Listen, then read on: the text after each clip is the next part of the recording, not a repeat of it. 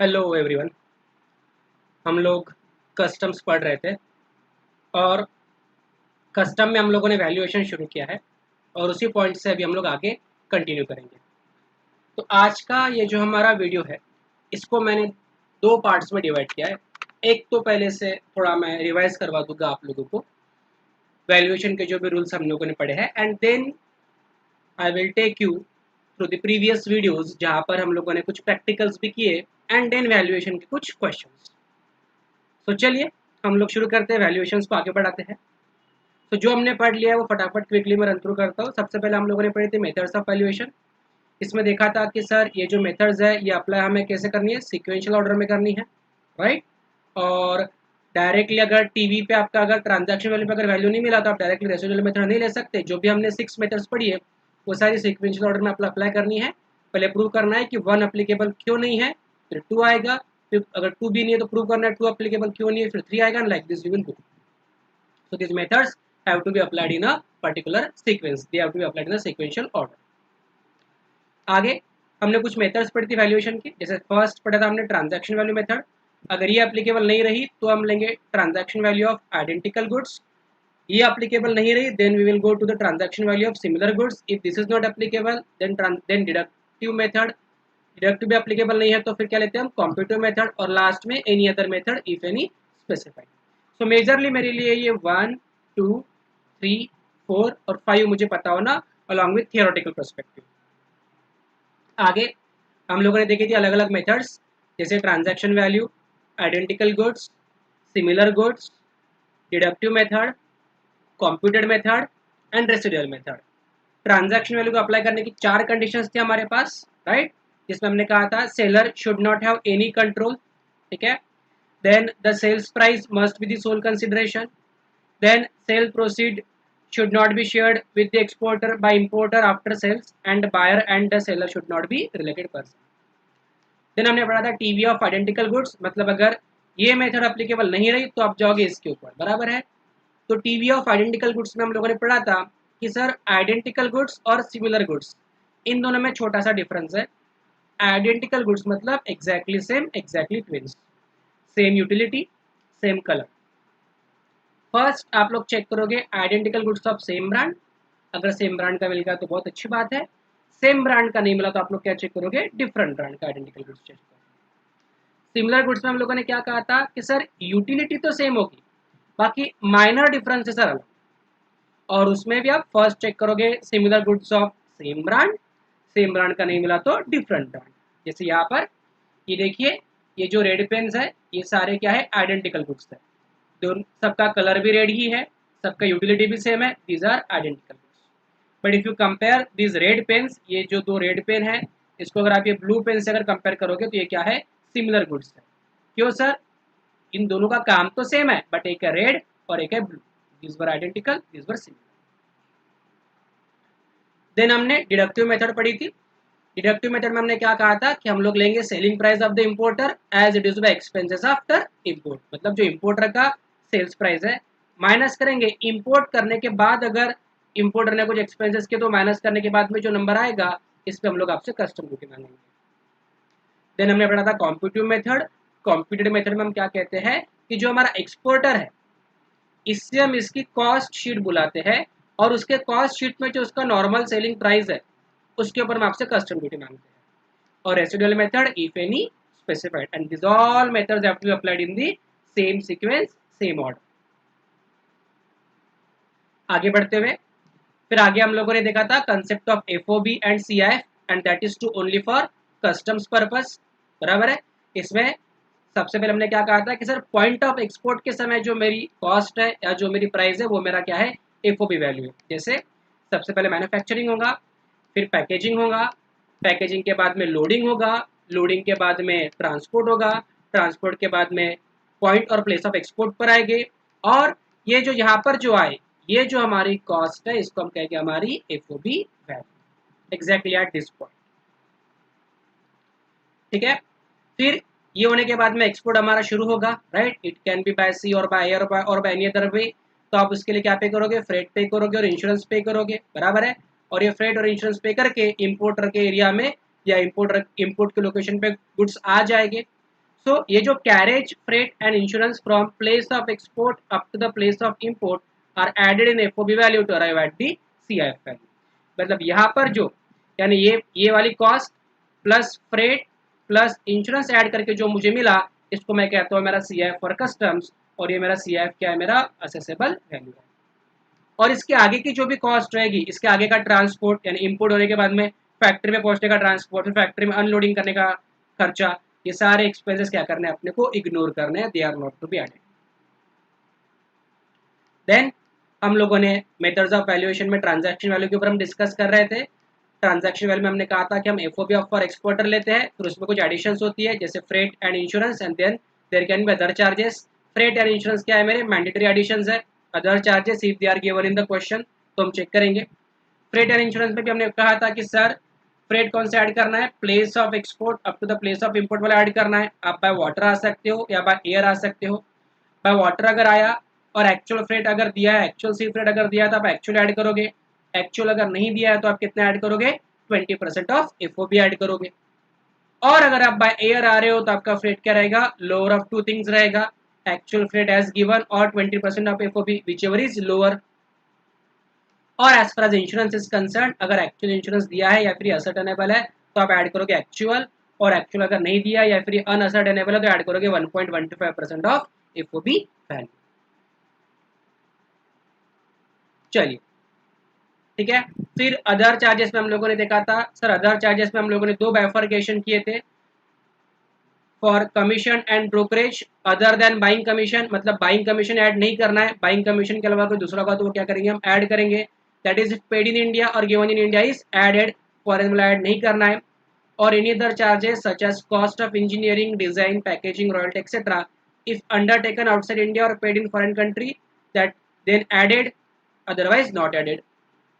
ये क्या है, जब हम प्रैक्टिकल्स करेंगे तब आपको और क्लियर होगा। अभी थंब रूल जो हमको याद रखना है, this are to be added only if they are given in the question.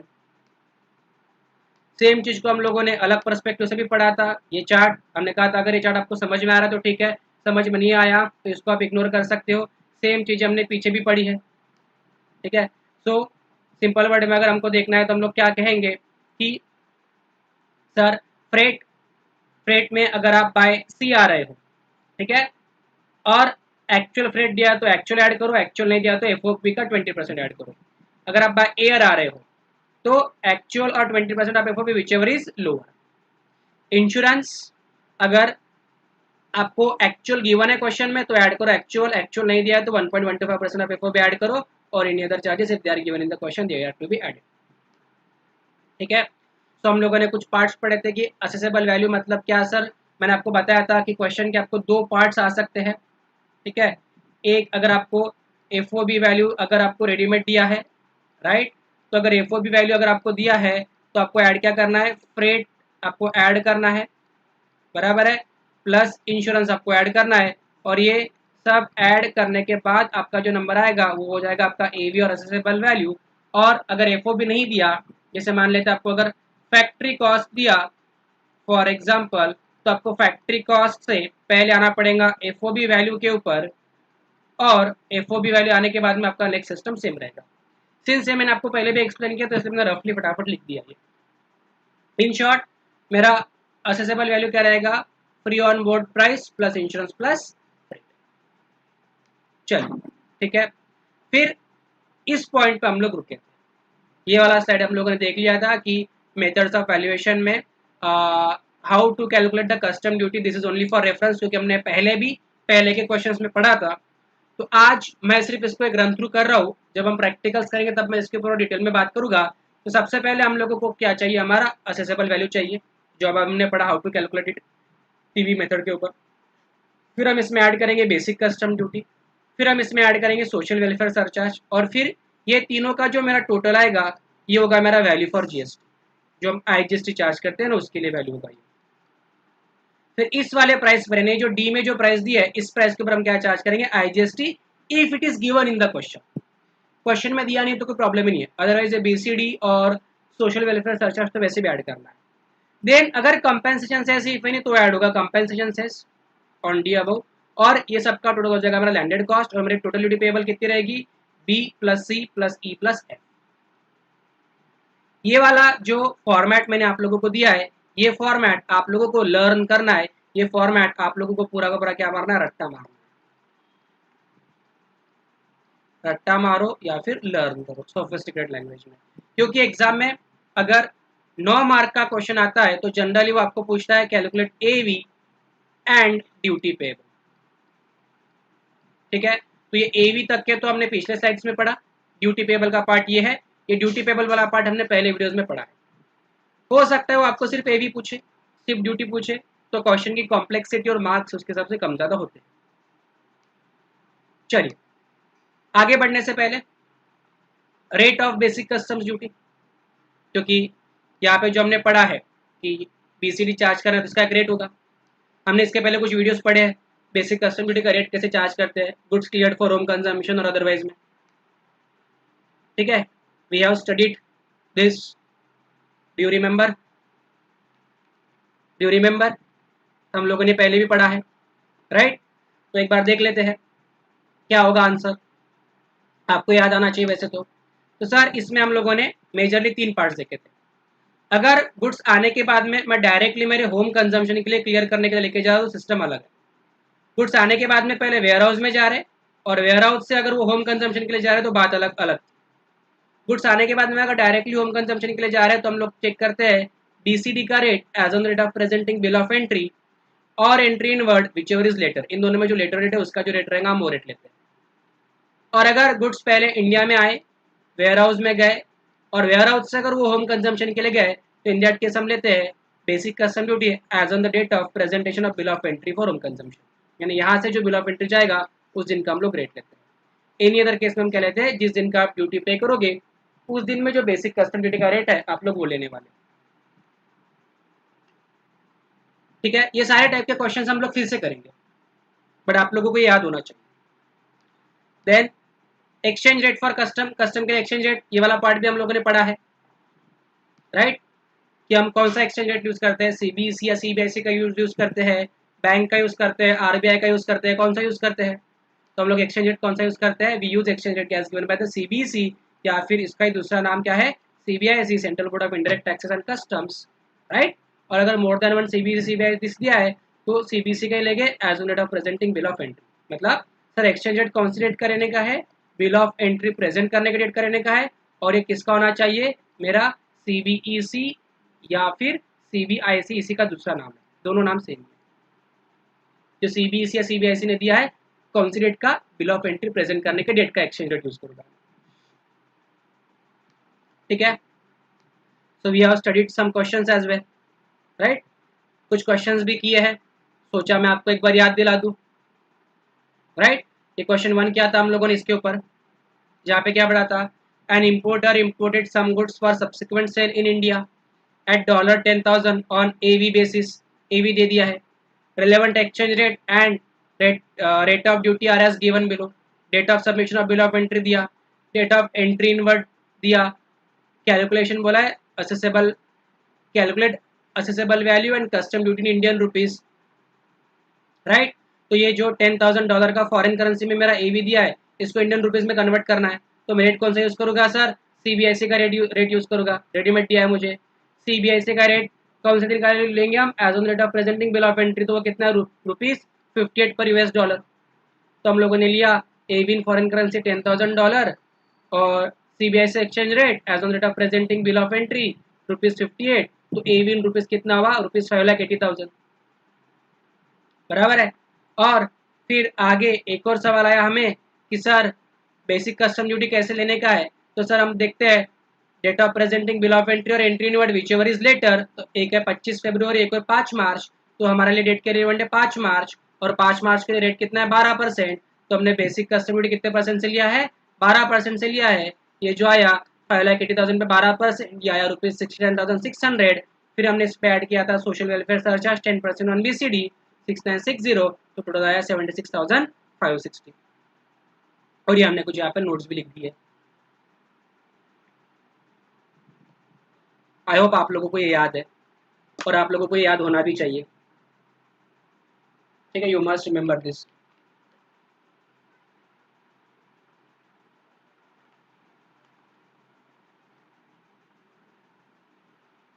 ठीक है, चलिए बढ़ते हैं हम लोग आगे। ठीक है, अब अगला जो नोट्स वगैरह लिखने के बाद का हमारा अगला, हमने एक और क्वेश्चन किया था। ठीक है, तो we did question number 2 as well. तो चलिए एक बार हम लोग क्वेश्चन नंबर 2 को भी देख लेते हैं जो हमने किया था। यहाँ पे क्या कहा है, an importer imported some goods, entry were granted to the vessel on 7 February and the goods were cleared from Chennai port for warehousing. यहाँ पे वेयर हाउसिंग के लिए गया है, right, on 8 February, and after assessment the bill of entry was presented on 1st February for warehousing. Assessable value was $10,000. Assume that no additional duties payable. The goods were warehoused at Chennai and were cleared from Chennai warehouse on 4th March. What is the duty payable while removing the goods from Chennai warehouse on 4th March? And exchange rate वगैरह आपको ऐसा दिया है। जिन लोगों को ये लग रहा है कि सर ये पिक्चर तो छोटा है, तो उनको मैं बता दूं कि ये क्वेश्चन हम लोगों ने पहले किए। मैं सिर्फ रिवीजन पर्पस के लिए इनको ले रहा हूँ। अगर इन्हीं पार्ट के लिए अगर मैं मल्टीपल स्लाइड या बड़े बड़े बताऊंगा तो हमारा जो मेन आज का जो एजेंडा है वो हमारा शायद पेंडिंग रहे। Right, I am taking this so that आप लोगों को एक बार क्विकली रिलुक करवा दूँ, रिवाइज करवा दूँ मैं भी मेरे लेवल पर। तो यहाँ पर हुआ क्या है, अगर हम लोग देखते हैं तो गुड्स वेयर हाउस में गए, ठीक है, और वेयर हाउस से कहाँ पर गए, होम कंजम्पशन के लिए गए, राइट। तो जो बीसीडी का रेट है वेयर हाउस से जब होम कंजम्पशन के लिए गए उस दिन का रेट लेंगे, right. So date of clearance of goods from warehouse 4 March का, इसका रेट कितना है 12%, तो बीसीडी का रेट तो आ गया 12%, राइट। तो बीसीडी तो हमारा क्लियर हो गया 12% हमको लेने का है, बराबर है। अब सवाल है कि सर हम एक्सचेंज रेट कौन सा लेंगे, तो कौन सा लेंगे, हम सीबीआईसी का लेंगे, ये वाला। और data presenting first bill of entry, पहली बिल ऑफ एंट्री, तो पहली बिल ऑफ एंट्री जब प्रेजेंट किया था तब रेट कितना, ₹55 पर यूएस डॉलर, राइट। तो इसका जवाब बड़े सिंपल टर्म्स में आप लोगों को भी मिल जाएगा। तो सिंपल टर्म्स हम लोग क्या कहेंगे, sir assessable value in foreign currency कितना है, $10,000, बराबर है $10,000। सीबीआई से exchange rate as on rate of presenting bill of entry कितना है, ₹55। तो एवी इन रुपीज कितना आया, 5,50,000। और बीसीडी एट रेट ऑफ 12% कितना आने वाला है, 5,50,000 के ऊपर 12% 66,000 आएगा, बराबर है। फिर उसके ऊपर 10% जो आएगा सोशल वेलफेयर सरचार्ज आएगा 6,600, टोटल ड्यूटी आ गया 72,600। और ये हमने कुछ यहाँ पे नोट्स दी है,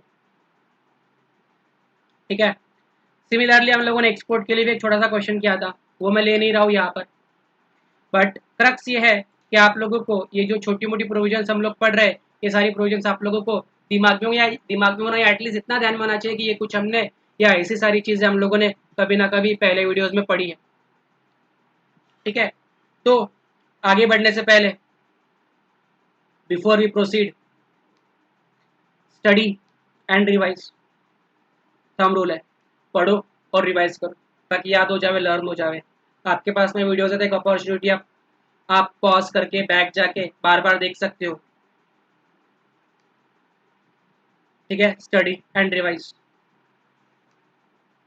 इफ एनी क्वेरी, अगर कुछ क्वेरी है तो आस्क मी, मुझे पूछिए, मैं हूं ना, पूछिए, ठीक है। तो if you are query ask, तो आस्क एंड सॉल्व, मतलब सिंपल वर्ड में कैसा रहेगा हमारे लिए, वीडियो देख के आप लोग स्टडी करो, ठीक है। क्वेरी है उसे नोट डाउन करके लिखो, रिवाइज भी करो रेगुलर वे पे, राइट। फिर भी क्वेरी है, देन आस्क, क्वेरी सॉल्व, फिर स्टडी, रिवाइज, सिस्टम चलते रहे हमारा। हमारा जो मेन टारगेट है या मेन मोटो है उससे हमें ध्यान रखना है कि we want to pass, and pass करने में इनडायरेक्ट टैक्सेशन में एग्जेम्पशन की हमें कोशिश करनी है पूरी, जो कि हमें आ सकता है। अगर इसमें एग्जाम्पशन आएगा तो मान लेते आपको आईडीटी में 70 मार्क्स मिले, या 70 प्लस मिले, या 80 मिले, या 80 प्लस मिले, इसके आगे जाना बहुत ज़्यादा हो जाएगा एक्सपेक्टेशन मेरी भी, बट आप जा सकते हो इसके आगे भी, तो आपका ग्रुप सिक्योरिंग के लिए आसानी हो जाएगी, और जो दोनों ग्रुप दे रहे हैं, ग्रुप 1 और ग्रुप 2 दोनों के लिए आसानी हो जाएगी। इसीलिए आप देखिए मैं हर वीडियो में कोशिश कर रहा हूँ कि जितना हो सके उतना आप लोगों को रिवीजन वाला पर्सपेक्टिव भी दूँ, और आपके मन में अगर कुछ नेगेटिव बातें हैं कि सर यार टैक्स ऐसे ही क्यों होता है, how it is done like that वगैरह वगैरह, तो लॉजिक पे ज़्यादा ध्यान देने का नहीं, मोरल आउटरीच देने का नहीं, रूल में बोला है, लॉ में बोला है, करना है, नहीं समझा तो पूछना। पॉजिटिव एटीट्यूड के साथ में हमें आगे बढ़ना, आगे बढ़ना। चलिए बढ़ते हम लोग आगे। सो यहाँ तक के होने के बाद अभी कुछ चीजें हम लोग पहले डिस्कस कर लेते हैं before move forward for this question 1 which is for the valuation. अब आपको एग्जाम में क्वेश्चंस कैसे कैसे या किस किस पार्ट्स में हम लोग आपको पूछ सकते हैं, तो एक बार हम लोग क्विकली देख लेते हैं। फर्स्ट हो सकता है कि मैं आपको एवी रेडीमेड दे दूं और आपको पूछूं कि आप लोग कैलकुलेट क्या करो, ड्यूटी, यानी कि आप लोगों को टैक्स कैलकुलेट करने के लिए आपको मैं बोलूँ, तो जिसके कुछ टाइप के क्वेश्चन हम लोगों ने पहले पढ़े हैं, तो फिर आपको इसके ऊपर क्या कैलकुलेट करना पड़ेगा, टैक्स। ठीक है, 4 मार्क या 6 मार्क। ठीक है, क्लियर। और इसमें अगर आपको एंटी डंपिंग ड्यूटी का एक बार जो सवाल आया था, that was for 8। What is anti dumping duty हम लोगों ने टाइप्स ऑफ ड्यूटी में पढ़ा है, हाउ टू कैलकुलेट दैट वो हम पढ़ेंगे अगले सेशंस में, आज में। या फिर एक टाइप का क्वेश्चन आपको आ सकता है जहां पे आपको पूछे कैलकुलेट एवी, सिर्फ एवी के लिए पूछे। Again it can be for 4 marks और 8 मार्क्स और more than this depending on the complexity of the question. या फिर बेस्ट क्वेश्चन आ सकता है calculate AV and duty both. तब आपको एवी भी कैलकुलेट करना है, ड्यूटी भी कैलकुलेट करना है, 9 मार्क्स या फिर 8 मार्क्स। किस्मत खराब रही तो 6 मार्क्स। ठीक है, ये सिर्फ आपको एक रफ आइडिया दिया ये बताने के लिए कि हमें एवी भी पता होना चाहिए, हमें ड्यूटी का भी पता होना चाहिए, और अगर दोनों में से कुछ एक पता है तो भी ठीक है, राइट। और सर आपने कहा कि बेस्ट होगा कि हमें पूछे वो एवी भी पूछे प्लस हमें ड्यूटी भी पूछे। रीजन बीइंग कि हम इसमें ड्यूटी अलग से कैलकुलेट करते हैं और एवी अलग से कैलकुलेट करते हैं, तो इसके हमें मार्क्स सेपरेट मिलते हैं, इसके हमें मार्क्स सेपरेट मिलते हैं। पूरा सही तो पूरे मार्क्स मिलेंगे, एंटायर मार्क्स। पार्ट सही है तो हमें एटलीस्ट स्टेप मार्किंग मिलेगी, थोड़े मार्क्स मिलेंगे। चलिए यहाँ तक आने के बाद वंस वी अराइव हियर, हम लोग बढ़ते हैं हमारे पहले क्वेश्चन की तरफ। ध्यान से देखते हैं, सॉल्व करने की हम लोग कोशिश करेंगे। तो क्वेश्चन 1 क्या था, XYZ Industries Limited has imported certain equipment from Japan at FOB cost of 2,40,000 yen। ठीक है, तो आपको जापान से आपने इंपोर्ट किया और आपको FOB कॉस्ट दे दिया 2,40,000 Japanese yen. The other expenses incurred by Messrs XYZ Industries in this connection are as follows। other expense आपको दिए, freight from Japan to India port। यहाँ पे एक वर्ड यूज किया है, freight from Japan to India port. ठीक है, यहाँ पे जो वर्ड यूज किया उसने हमारे लिए कौन सा वर्ड यूज किया, देखिए he has used the word port. ठीक है, हमारे लिए उसने एक वर्ड यूज किया है, पोर्ट वर्ड यूज किया है। ठीक है, कौन सा वर्ड यूज किया है उसने हमारे लिए, पोर्ट वर्ड यूज किया है। ठीक है, सो पोर्ट का मतलब क्या है, ये जो प्रोडक्ट है ये कैसे आया है, बाय सी रूट से आया है, right. he has used the word port, मतलब हमारा ये जो गुड्स है बाय सी रूट से है।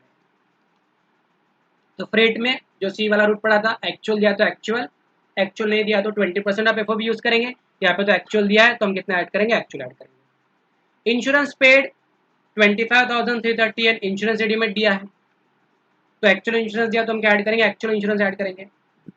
XYZ Industries had incurred road transport cost from Mumbai port to their factory in Karnataka, ₹30,000। तो आप लोगों ने मुंबई पोर्ट से लेके, आप लोगों ने मुंबई पोर्ट से आपकी फैक्ट्री इन कर्नाटका में खर्चा किया। Means these are expenses incurred are post import, right. तो ये जो एक्सपेंसेस है हमारी, ये क्या है, हमारे पोस्ट इम्पोर्ट है, बराबर है। Since these are post import they have to be what, ignore. हम लोगों ने पढ़ा था ना, इनपुट होने के बाद के खर्चे हम क्या करते हैं, इग्नोर करते हैं। तो इसे कहीं पर भी हमको हमारे असेसेबल वैल्यू में लेना नहीं है। ठीक है, आगे बढ़ते हुए देखते हैं आगे उसने हमें क्या दिया है। The central board of excise and customs had notified for the purpose of so and so section customs act exchange rate of 1 yen is equal to ₹0.3948। तो हमें किसका एक्सचेंज रेट चाहिए था? सीबीआईसी का ही चाहिए था या सीबीसी का चाहिए था। तो ये हो गया हमारे लिए एक्सचेंज रेट जो हमें यूज करना। इंटर बैंक हमारे कुछ काम का नहीं है, इंटर बैंक रेट हमारे कुछ काम का नहीं है। और messrs XYZ had affected Messrs. XYZ had effected payment to the bank at 1 yen is equal to rupees 0.4150। ये भी हमारे किसी काम का नहीं है, इसका भी हमें कुछ यूज करना नहीं। आपको पूछा है arrive at the assessable value for the purpose of custom duty under the Customs Act 1962, providing brief notes wherever required with appropriate assumptions। ठीक है, तो आप लोग क्वेश्चन को देखिए एक बार, अंडरस्टैंड कीजिए, 2 मिनट वीडियो को पॉज करके, फिर हम लोग इसको सॉल्व करेंगे।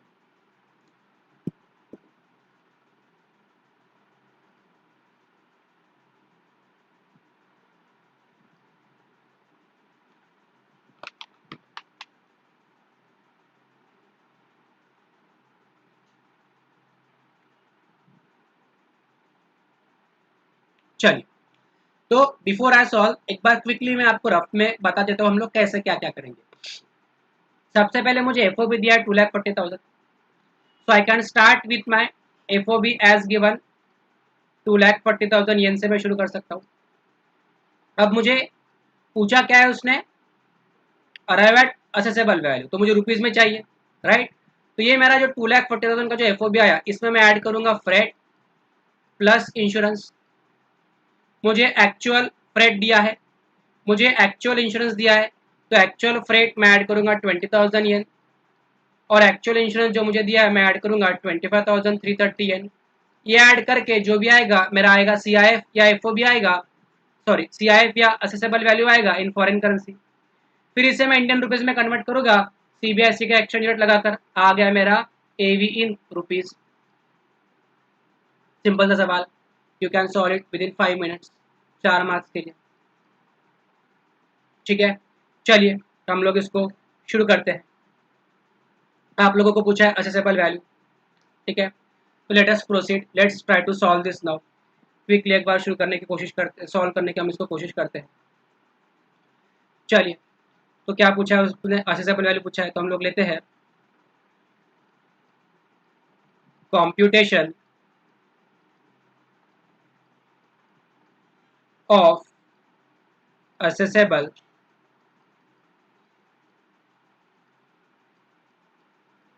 Computation of accessible value. ठीक है, आप लोग पूरा लिखोगे क्या, मैं पूरा असेसेबल वैल्यू कैलकुलेट करना है करके। ठीक है, यू विल राइट कंप्लीटली। ठीक है, चलिए, तो सो आई विल, मुझे अमाउंट जो दिया है वो उसने दिया है पूरा का पूरा येन में दिया है। ठीक है, तो मैं यहाँ पे स्टार्टिंग में लिख देता हूँ this all numbers are in yen, ताकि मुझे रुपीज में कन्वर्ट करने में आसानी होगा। ओके, तो सबसे पहले I have to start with my FOB value, और मुझे एफओबी वैल्यू कितना दिया है, 2,40,000 येन दिया है, right. So I will start with my FOB value. तो मैं लेता हूँ यहाँ पे ए में, I will take FOB value जो कि मुझे दिया है येन 2,40,000, मुझे रेडीमेड दिया है। अब एफओबी में मुझे ऐड करना है फ्रेट एंड इंश्योरेंस। मुझे सी फ्रेट दिया है, पोर्ट बोला इसलिए क्या है, सी फ्रेट है 20,000 येन का, राइट, और इंश्योरेंस दिया है 25,330 येन का, बराबर है। तो मैं इसमें ऐड करूंगा प्लस, यानी कि ऐड, हम इसमें प्लस करेंगे सी फ्रेट। ठीक है, इसके हम बनाएंगे नोट, कितना है सी फ्रेट, देखिए हमारा 20,000 येन दिया है हमें, तो हमारा सी फ्रेट इज 20,000 येन। फिर हम इसमें और ऐड करेंगे, वी विल ऐड फर्दर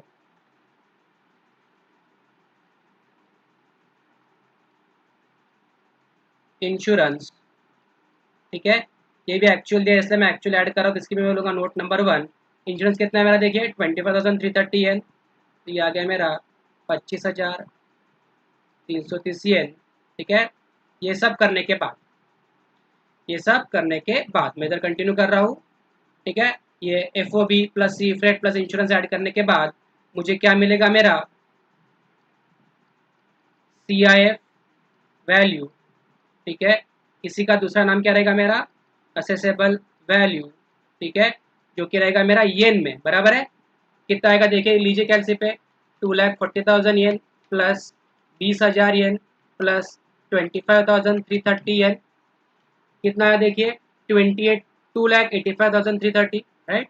तो मेरे पास में ये आया येन में 2,85,330, ठीक है। ये एक नंबर आया मेरे पास में 2,85,330 येन, ठीक है। लेकिन मुझे येन में तो जवाब नहीं चाहिए, मुझे रुपीज़ में चाहिए। सो रुपीज़ में लेने के लिए हमारे पास में उसने CBIC एक्सचेंज रेट कितना दिया देखिए, ये has given 1 yen is equal to 0.3948, right.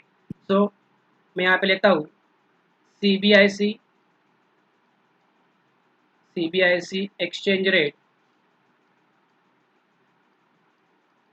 ठीक है। CBIC एक्सचेंज रेट कितना इज इक्वल्स टू 0 पॉइंट कितना देखिए 0.3948, 0.3948 बराबर है।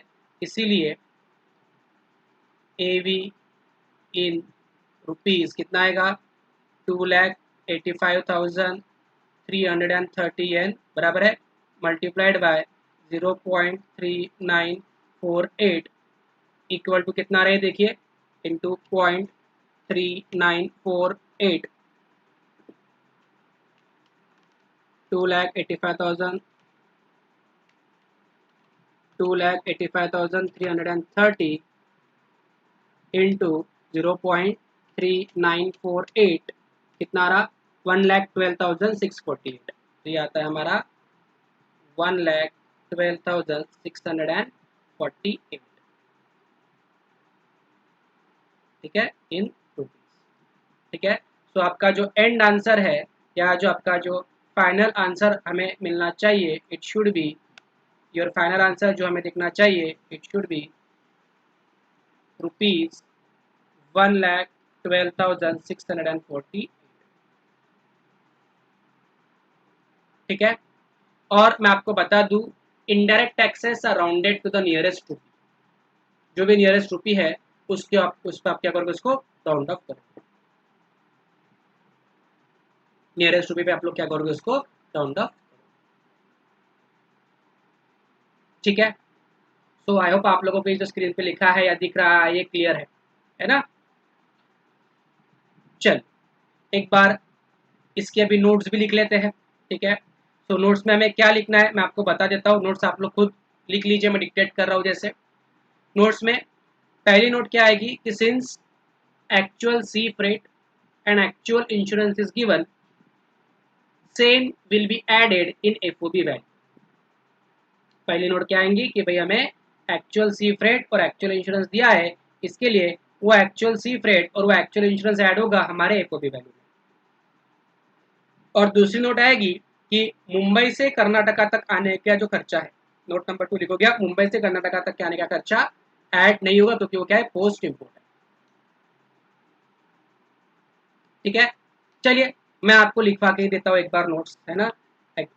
मेरे लिए राइटिंग का थोड़ा सा ये राइटिंग पैड वाली चीज़ हमारे लिए नहीं है, मेरे लिए particularly, so pardon my writing, but I hope आप लोगों को मैं जो बोल रहा हूँ और जो एक्सप्लेन कर रहा हूँ वो समझ में आ रहा है। विद द प्रैक्टिस में राइटिंग की वो स्पीड भी या वो क्वालिटी भी आ जाएगी जो नॉर्मल होती है हमारी, ठीक है। सो अभी हम लोग लिख रहे हैं notes, so we are writing notes, ठीक है। सो हमारे लिए नोट 1 है, नोट 1 क्या लिखेंगे हम कि since actual sea freight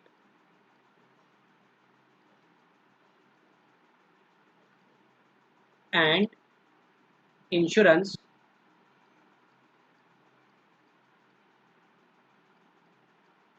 is given, same will be added, ठीक है। तो एक्चुअल सी फ्रेट और इंश्योरेंस दिया, इसके लिए same will be what, same क्या होगा, हम लोग सेम ही चीज़ें क्या करेंगे, हम लोग ऐड करेंगे, कुछ और करने की हमें ज़रूरत नहीं एक्चुअल सी फ्रेट और इंश्योरेंस देने की वजह से जो दिया है एक्चुअल, वो एक्चुअली हम लोग क्या करेंगे, ऐड करेंगे। ठीक है, तो आगे अगर बढ़ते हैं हम लोग, इफ यू प्रोसीड फर्दर, तो नोट नंबर 2 हम लिखेंगे,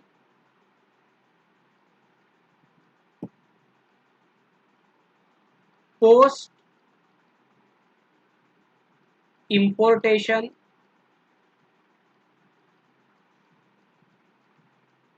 एक्सपेंसेस आर इग्नोर। ठीक है, जो भी इंपोर्ट होने के बाद का खर्चा होगा, जो पोस्ट इंपोर्ट खर्चा होगा, उसे हम क्या करेंगे, इग्नोर करेंगे। ये देखिए हमने ये किया ना, ये जो ये वाला खर्चा ऐसे हमने 30,000 को हमने क्या किया, इग्नोर किया ना, उसको क्या करेंगे, हम लिख देंगे कि ये भी हमने इग्नोर किया है। साथ में आप लोग नोट नंबर 3 लिखोगे। ठीक है, क्या लिखोगे वहां पे, सीबीआईसी या CBEC exchange rate will be used.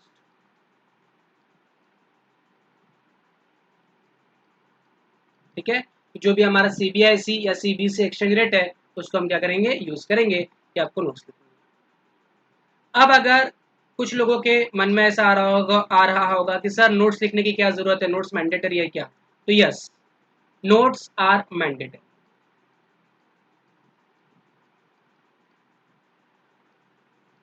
Sir कितनी नोट्स लिखनी है, ये डिपेंड करता है क्वेश्चन के ऊपर।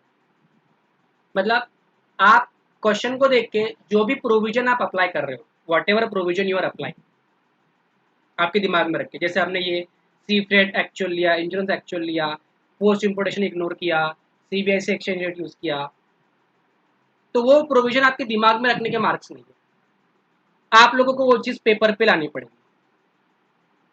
बराबर है, so what provision you are applying for solving particular question, वो सारी प्रोविजन की नोट्स में आप नोट लिख। सर जरूरी है क्या 3 ही नोट लिखना, नॉट नेसेसरी। आप चाहो तो इस नोट को इग्नोर कर सकते थे, नोट 1 एंड नोट 2 बना सकते थे उसको, चाहो तो और भी कुछ नोट्स बना सकते थे, आपकी मर्जी थी। बट आपको जो जरूरी लगे, जो नेसेसरी लगे, आपको नोट्स बनानी है।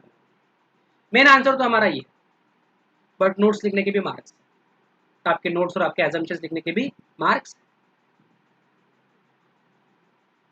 ठीक है, तो एक बार इस क्वेश्चन को हम लोग फिर से क्विकली अगर हमें रिलुक करना है तो एक बार देख लेते हैं। ठीक है, फटाफट वे में। तो सबसे पहले हम लोगों ने इस क्वेश्चन में क्या लिया, हमें एफओबी वैल्यू रेडीमेड दी थी, तो हम लोगों ने लिया एफओबी वैल्यू 2,40,000 येन।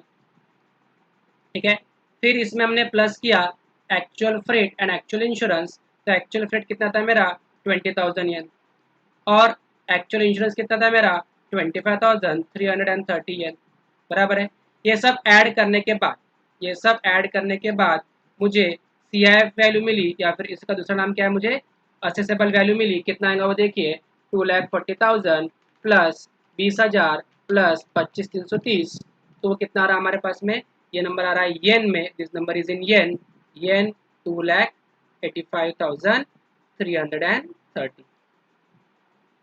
इसे हमें इंडियन रुपीज में कन्वर्ट करना था, तो हम लोग क्या यूज करेंगे, सीबीआईसी एक्सचेंज रेट जो है 0.3948, राइट, तो अपने रुपीज में करना था, तो इसलिए हमने क्या किया, 2,85,330 येन मल्टीप्लाइड बाय 0.3948, ये हमने मल्टीप्लाई किया, तो इक्वल टू आया रुपीज कितना रहा देखिए, इंटू 0.3948, ये करने का जो रुपीज आता है 1,12,648, ये हमारा एंड आंसर जो मैं निकाला।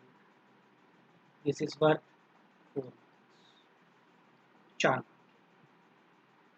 या फिर बड़े क्वेश्चन में आया तो एक पार्ट रहेगा एवी निकालो, एक पार्ट रहेगा ड्यूटी निकालो, तो एवी वाला पार्ट 4 मार्क के लिए, ये वाला 4 मार्क के लिए, टोटल हो जाएंगे उसके 8 मार्क्स। आई होप आप लोगों को ये क्वेश्चन क्लियर। ठीक है, पहले हम कुछ इजी इजी क्वेश्चंस करेंगे, फिर हम कुछ और टफ क्वेश्चंस।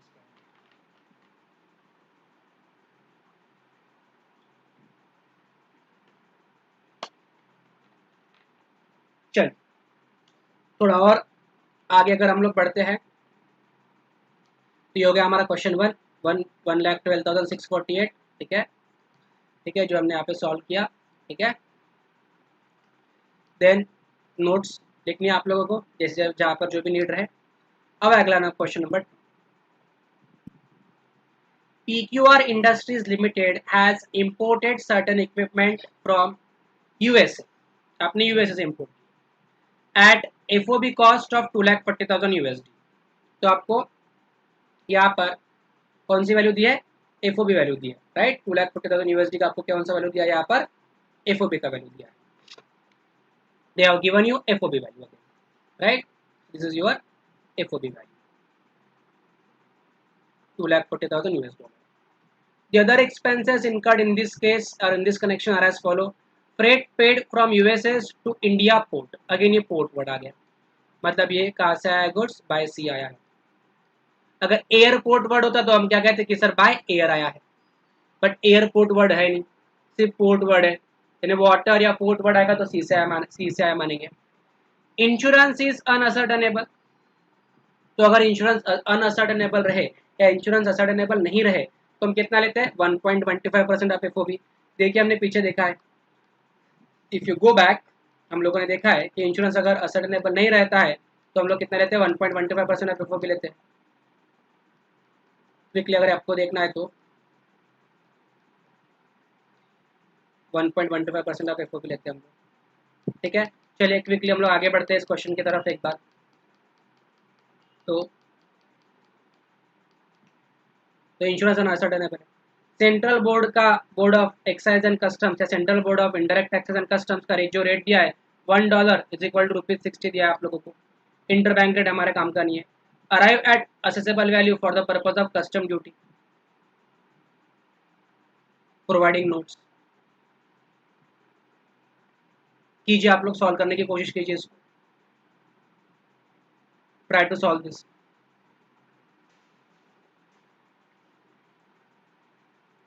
बहुत ईजी है। तो जब भी ऐसे क्वेश्चंस आते हैं तो आप लोग वीडियो को पॉज करके एटलीस्ट कैलसी पर खुद होकर सॉल्व कर लीजिए और फिर आपका जवाब और हमारा जवाब कंपेयर कीजिए ताकि आपकी प्रैक्टिस होते चले। और जो एक सोचने की हैबिट या आदत जो डेवलप करनी है, आपकी वो आदत भी डेवलप हो जाए। चलिए, इसने पूछा आपको असेसेबल वैल्यू, ठीक है, लेट अस प्रोसीड, ठीक है। So this is question number 2, right. तो हम लोग अभी सॉल्व कर रहे हैं यहाँ पे क्वेश्चन नंबर 2 हम लोग सॉल्व कर रहे हैं, ठीक है। चलिए क्विकली हम लोग बढ़ते हैं आगे, ठीक है। सो जो पूछा है वो एक बार लिख लेते हैं।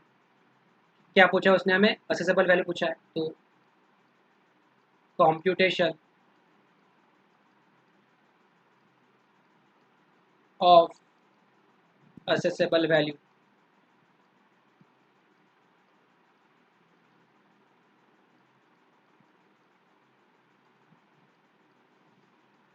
ठीक है।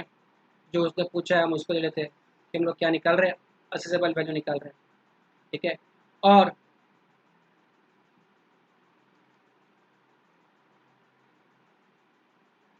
ठीक है, शुरुआत में हम जो भी नंबर लेने वाले हैं this all numbers will be in dollars, ठीक है, क्योंकि यहाँ पे रेट क्या दिया, डॉलर में दिया है।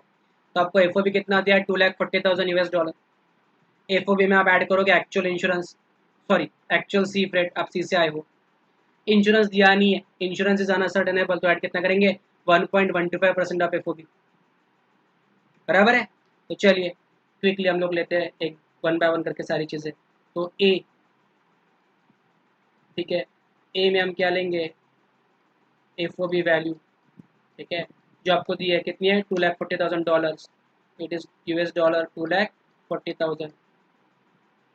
ऐड करो इसमें बी, सी,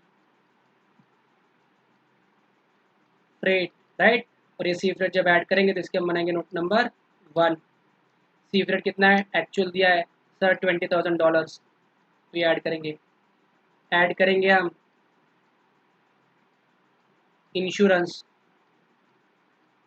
ठीक है, इसके हम बनाएंगे नोट नंबर 2, ठीक है।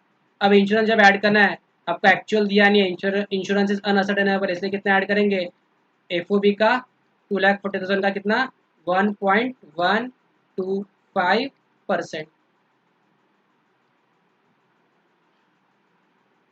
बराबर है।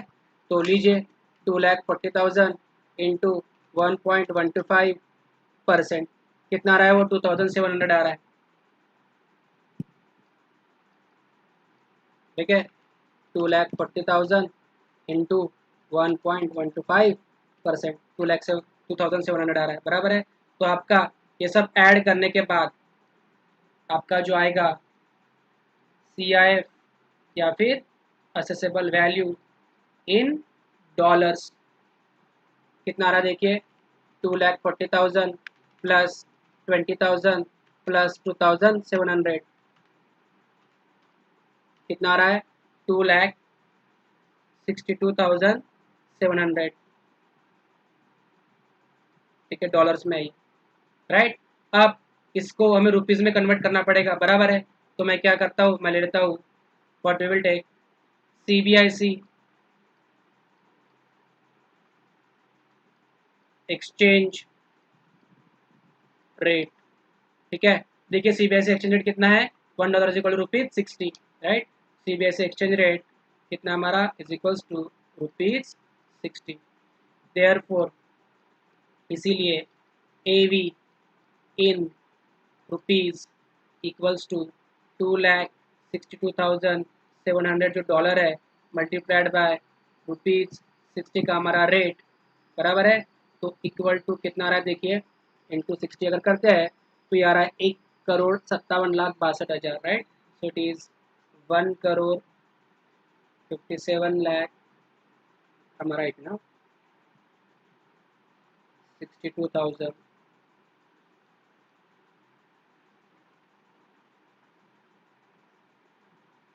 बराबर है, आप लोग कैलसी पे भी कर लीजिए अपने लेवल पर भी। तो ये कितना है, रुपीज़ में है।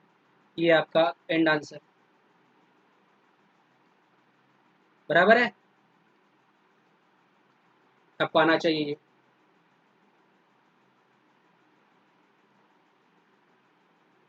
तो 1,57,62,000।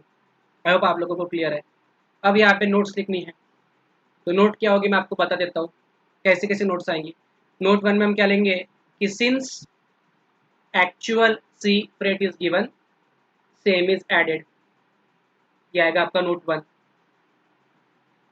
ठीक है, नोट 2 क्या आएगा कि since insurance is unascertainable it is to be added at the rate of 1.125% of FOB value। और नोट 3 आएगी, foreign currency will be converted into Indian rupees by applying CBIC या फिर CBC एक्सचेंज रेट। ठीक है, तो ये आप लोगों को नोट्स लिखनी है। ठीक है, तो मैं मान के चलो नोट्स आप लोग लिख लोगे। मैं मेरे पर्पज़ के लिए आपको एक बार क्विकली बता देता हूँ कि क्या क्या नोट्स आएगी हमारी। तो हम लोग लिखेंगे नोट 1। ठीक है, कि since actual sea freight is given same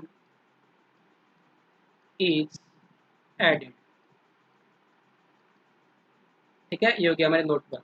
ठीक है, नोट 2 में आप लोग क्या लिखोगे कि since actual insurance is not given 1.125% of FOB value is to be added। ये हो गया हमारा नोट 2। ठीक है, सिमिलरली आप लोग नोट 3 लिखोगे CBIC exchange rate will be used for converting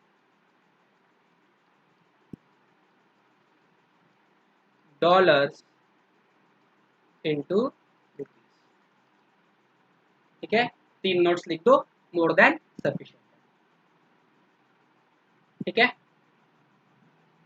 तो एक बार अगर हम लोग क्विकली इसको देख लेते हैं इजी वर्ड्स में, तो यहाँ पे आपको पूछा है असेसेबल वैल्यू पूछा है, आप बाय वाटर रूट आए हो और इंश्योरेंस इज अनअसर्टेनेबल। तो सबसे पहले मैं क्या लूँगा, मेरा एफओबी वैल्यू लूँगा। कितना है हमारा एफओबी वैल्यू, 2,40,000 यूएस डॉलर का है। ऐड करूँगा उसमें actual sea freight 20,000 US dollar का है जो हमें दिया है, ठीक है।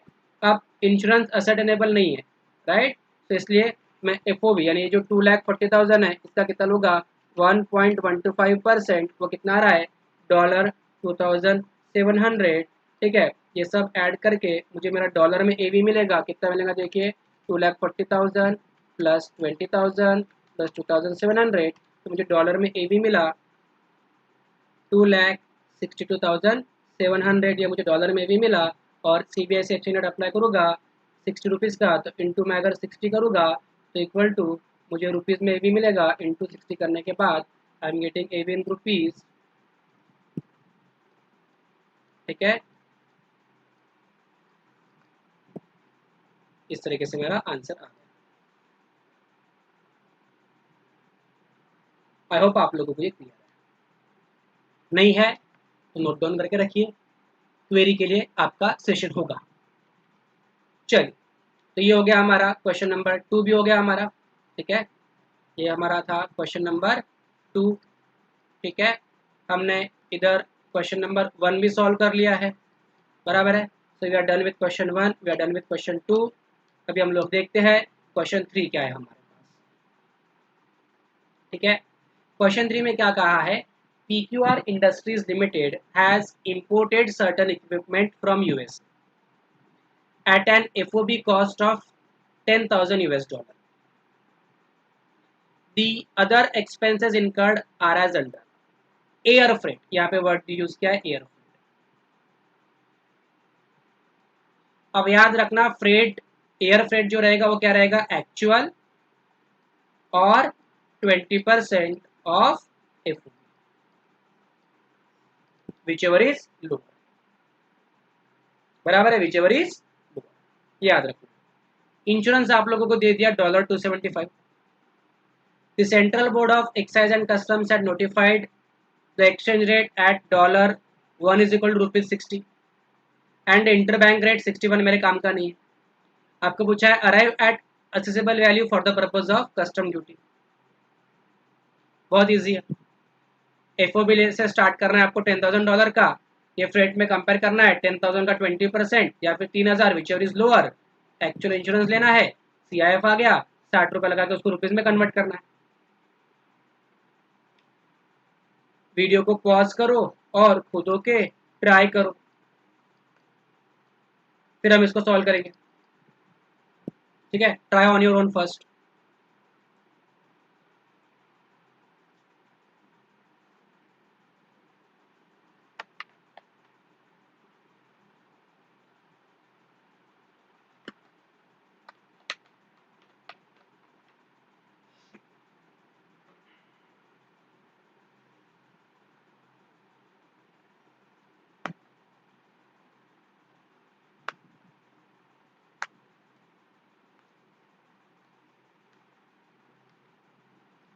हैव यू ट्राइड, पक्का ट्राई करो, मुझे आप लोगों पे विश्वास है, इसे ट्राई करो, मैं वेट करता हूँ। सर आप वेट करके क्या करोगे, हम वीडियो को आगे बढ़ा देंगे, वैसा भी आप लोग कर सकते हो, चॉइस तो आपका है, एग्ज़ाम भी आपकी है, मेरा क्या है, मैं तो पास हो गया। जो लोगों ने मुझे फेस टू फेस देखा है they will understand meaning of this word.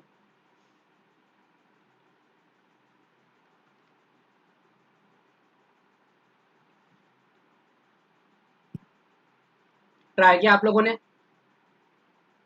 जो भी आपका जवाब आया एक जगह पर लिख के रखिए।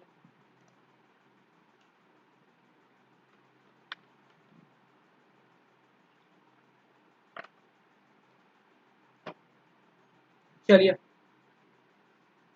बढ़ते हैं आगे हम लोग इस पर्टिकुलर पॉइंट से, ठीक है। सो यहाँ पे एयर से आया है, दो तीन चीज़ें आप लोगों को ध्यान देनी है। तो let us proceed, try to solve this. आपका आंसर और हमारा आंसर कंपेयर करते हैं। मैं श्योर हूँ कि बहुत सारे लोगों ने जिन्होंने ट्राई किया उनका आंसर और मेरा आंसर मैच होगा, बट फिर भी सॉल्व तो एक बार कर ही लेते हैं हम, ठीक है। तो हम लोग लिखेंगे कंप्यूटेशन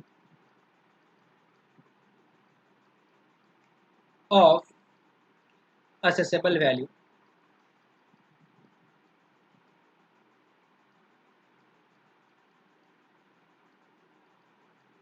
ठीक है। हम लोग क्या कैलकुलेट करने की कोशिश कर रहे हैं, we are trying to calculate assessable value. और शुरुआत में जो भी मैं नंबर लूंगा वो किस में लूंगा, मैं डॉलर्स में लूंगा, क्योंकि सर हम हर एक अमाउंट को रुपीज़ में कन्वर्ट नहीं कर सकते क्या? जिन लोगों के मन में होगा कि एफओबी को रुपीज़ में कर देंगे, फिर फ्रेट को कर देंगे, फिर इंश्योरेंस को कर देंगे, so every time I need to multiply something with something. Rounding off का गैप या कुछ क्लरिकल एरर या मेरा टाइम कंज्यूम हो रहा है, why to make complex, complicated या कॉम्प्लिकेट क्यों करना चीज़ों को। तो बेटर ये है कि हम लोग क्या करें कि एक कॉमन पॉइंट पर आवे, एवी आ गया, रेट लगाया, रुपीज़ में कर दिया, आंसर खत्म, ठीक है। हर एक पॉइंट को अगर आपने एफओबी को रुपीज में कन्वर्ट किया, एयर फ्रेट को रुपीज में कन्वर्ट किया, इंश्योरेंस को रुपीज में कन्वर्ट किया, तो फिर सीएफ जो है वो एनीवेज रुपीज में है। दैट इज ऑल्सो नॉट पूरे के पूरे मार्क्स मिलेंगे, बट थोड़ा कॉमन सेंस यूज कीजिए।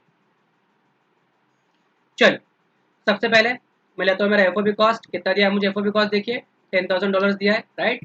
सो as usual will start A with A, ठीक है। ए में क्या है, मेरा एफओबी वैल्यू है, ठीक है। कितना है मेरा एफओबी वैल्यू, $10,000। तो मेरा एफओबी वैल्यू है $10,000 प्लस इसमें ऐड होगा बी में, यहाँ पे मैं क्या ले रहा हूँ, एयर फ्रेट ले रहा हूँ, ठीक है। What we are taking, air freight, note number 1 बनेगी उसकी, ठीक है। अब एयर फ्रेट एक तो एक्चुअल जाएगा या 20% ऑफ एफओबी जाएगा। अब एयर फ्रेट एक्चुअल कितना है, देखिए $3,000, तो मुझे एयर फ्रेट का एक्चुअल दिया है $3,000, ठीक है। दूसरा एफओबी का 20%, यानी 20% ऑफ एफओबी मतलब क्या आएगा, $10,000, इसका 20% लेना है, बराबर है। तो 10,000 इंटू 20% कितना आ रहा है, वो $2,000 आ रहा है, और हमें चाहिए विच एवर इज लोअर, बराबर है। इसमें लो क्या है, $2,000, व्हाट वी विल टेक $2,000, बराबर है। तो यहाँ पर आएगा $2,000, ठीक है, जो हम लिखेंगे नोट में। ये नोट में यही चीजें लिखनी है जो हमने यहाँ पे लिखी, ठीक है। फिर एक्चुअल इंश्योरेंस दिया आपको $275, राइट। तो ऐड करो, प्लस करो इसमें, प्लस इंश्योरेंस, ठीक है, जो कि हम बनाएंगे नोट नंबर 2 में, ठीक है। एक्चुअल इंश्योरेंस दिया तो एक्चुअल ऐड होगा, कितना है, $275, ठीक है। तो $275। तो ये सब करने के बाद मुझे मिला मेरा CIF या फिर असेसेबल वैल्यू इन डॉलर्स, कितना आ रहा देखिए, 10,000 प्लस 2,000, सॉरी 10,000 प्लस 2,000 प्लस 275, कितना आ रहा है, $12,275। यह है मेरे पास में $12,275। बहुत ही सिंपल है। अब मुझे इसको रुपीज़ में कन्वर्ट करना पड़ेगा, बराबर है। तो चलिए हम लोग देखते हैं, हमारा सबसे पहले लिख लेते हैं हम लोग कि CBIC exchange rate equals to, कितना है CBIC एक्सचेंज रेट, देखिए 60 रुपीज़ का है, बराबर है। तो CBIC एक्सचेंज रेट कितना है हमारा, ₹60। देयरफॉर इसीलिए AV in rupees equal to $12,275 multiplied by ₹60, तो इक्वल टू कितना आया 12,275 12,275 इंटू रुपीज 60 कितना रहा है 7,36,500 रुपीज 7,36,500।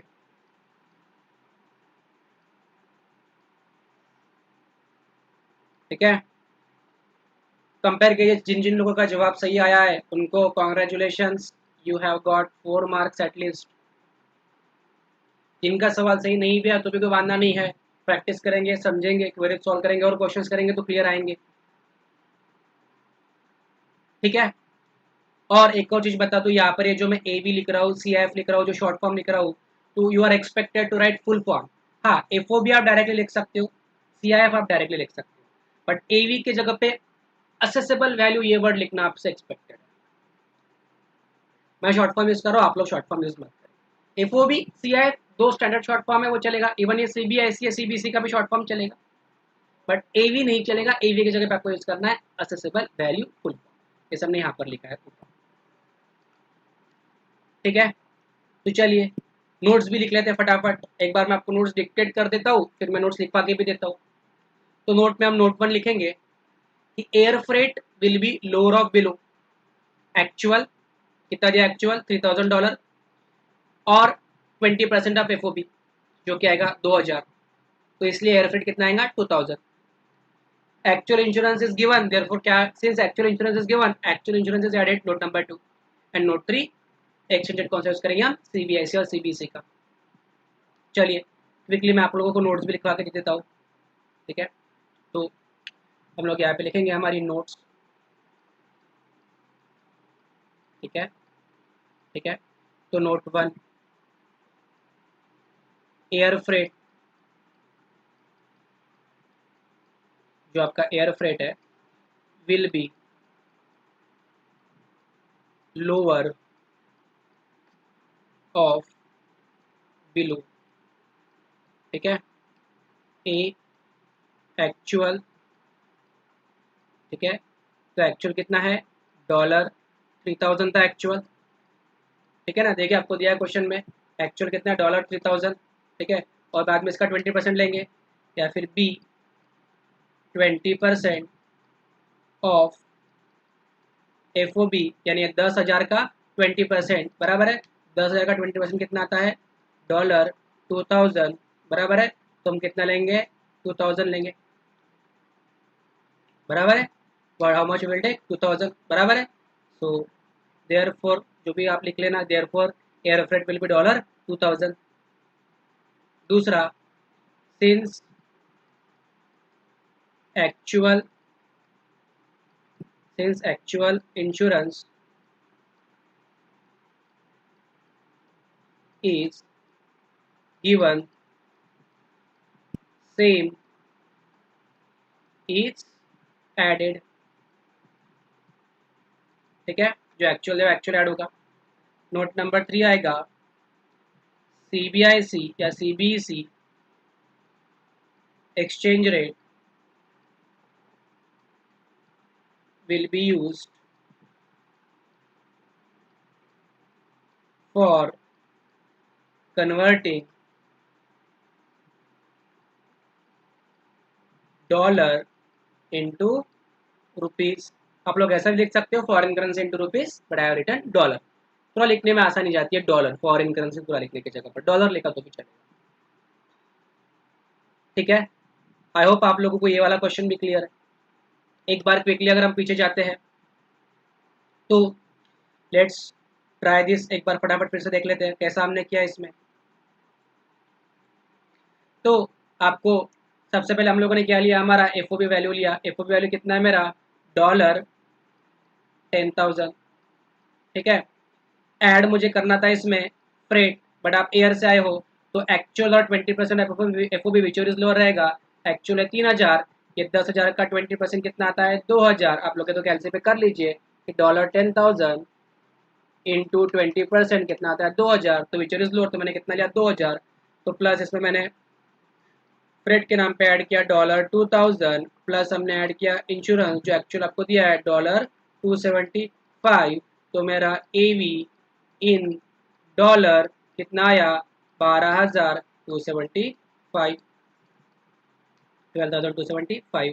फिर मैंने ये 60 का रेट यूज़ किया इसको रुपीज़ में कन्वर्ट करने के लिए, तो डॉलर 12,275 इंटू ₹60, ये करने के बाद 12,275, 12,275 इंटू अगर मैं 60 करूँ तो मुझे कितना मिला, देन आई गॉट ₹7,36,500 का मेरा जवाब मिला, इन आंसर मिला।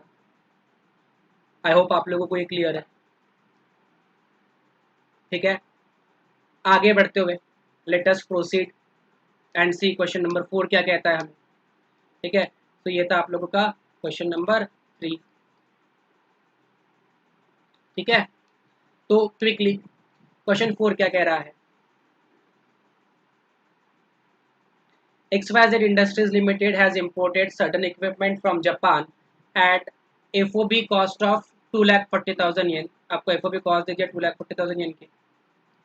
The other expenses incurred by Messrs XYZ Industries in this connection are as follows: freight from Japan to India port, port word use है वो है not ascertainable, तो आप कितने ऐड करोगे 20% ऑफ FOB वैल्यू, यानी ये जो 2,40,000 है इसका कितना ऐड करोगे आप लोग 20%।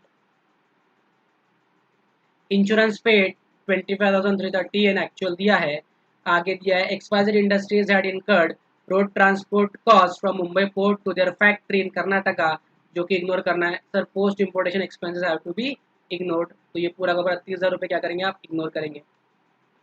The central board of excise and customs had notified the custom exchange rate कितना है 1 इज इक्वल टू ₹3948। ये इंटर बैंक रेट हमारे काम का नहीं, इसलिए कौन सा रेट यूज किया ये भी हमारे काम का नहीं। you need to arrive at assessable value in rupees। ठीक है, बहुत ही सिंपल सा क्वेश्चन है। ठीक है, तो आपको पूछा क्या है यहाँ पे एवी इन रुपीज पूछा है, तो आप जापान से आए हो, बाय सी रूट आए हो, इंश्योरेंस दिया नहीं है तो कितना ऐड करेंगे 20% ऑफ एफओ ऐड करेंगे, सॉरी फ्रेट नहीं दिया है, पार्डन माय वर्ड, फ्रेट नहीं दिया तो कितना ऐड करेंगे 20% ऑफ एफओ ऐड करेंगे। इंश्योरेंस तो एक्चुअल दिया तो कितना ऐड होगा एक्चुअल ऐड होगा, बराबर। तो ये आप लोगों के लिए क्या है होमवर्क है, दिस इज योर होमवर्क। आप लोग सॉल्व करो, अगले लेक्चर में हम इसको डिस्कस करेंगे। आप लोगों को आसानी के लिए बोल दूं, मैं लूंगा मेरा FOB price 2,40,000। Wait a second, this is your homework वाला क्वेश्चन है ये। ठीक है, हम लोग इसको सॉल्व कैसे करेंगे, हम लोग लेंगे मेरा एफओबी वैल्यू कितना है 2,40,000 येन, एड इंश्योरेंस असर्टेनेबल नहीं है तो कितना लेंगे हम 20%, बराबर है 20% ऑफ एफओबी, तो 2,40,000 इसका 20% कितना आता है 48,000। Pardon my word, freight ascertainable नहीं है, इंश्योरेंस नहीं है, फ्रेट है word, freight is not ascertainable. 48,000 add करेंगे प्लस एक्चुअल इंश्योरेंस है 25,330, राइट। तो मैंने एफओबी कॉस्ट ले लिया 2,40,000, फ्रेट सी का असर्टेनेबल नहीं था तो जो एफओबी प्राइस है उसका 20% लिया, वो कितना है 48,000, और एक्चुअल इंश्योरेंस कितना ले लिया 25,330। ये सब लेने के बाद में मुझे मेरा येन में जो मिला प्राइस वो कितना मिला 2,40,000 प्लस 48,000 प्लस 25,330, तो मुझे कितना मिलेगा येन में, ए भी कितना मिलेगा येन में 3,13,330। फिर मैं इसका ये रेट यूज़ करूँगा 3,13,330 मल्टीप्लाई करेंगे हम 0.3948, जो भी नंबर आएगा मल्टीप्लाइड बाय 0.3948, कितना नंबर आया हमारा, जो भी नंबर आया 1,23,703, नियरेस्ट टू राउंड अप करके 1,23,703, ये हो गया आपका रुपीज़ में आंसर। ट्राई है ना, नेक्स्ट लेक्चर में हम इसका आंसर देखेंगे। समवेयर जहाँ पे वर्ड्स का बोलते समय मिक्सअप हो जाता है तो मैं करेक्शंस हो जाते हैं उसके immediately, but in case it is mixed up तो थोड़ा सा आप लोग ध्यान दीजिए, बोलते समय कम ज़्यादा हो जाता है। जैसे मैंने यहाँ पे फ्रेट की जगह पे इंश्योरेंस वर्ड बोला था बोलते समय, बट ट्राई लिखते समय या अगले सेंटेंस में मैंने वो करेक्शंस किए हैं। ठीक है, एक बार अगर मैं आपको क्विकली अगर वापस से रिलू किया याद करवा दूँ, इस क्वेश्चन में हम लोगों ने क्या क्या कैसे कैसे आप लोग करोगे। सबसे पहले आप लोग क्या लोगे, एफओबी वैल्यू लोगे, 2,40,000 का एफओबी वैल्यू लोगे,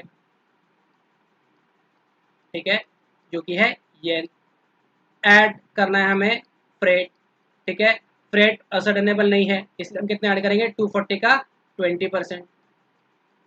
240 का 20% कितना आता है, if I am not wrong 48,000 rupees आता है।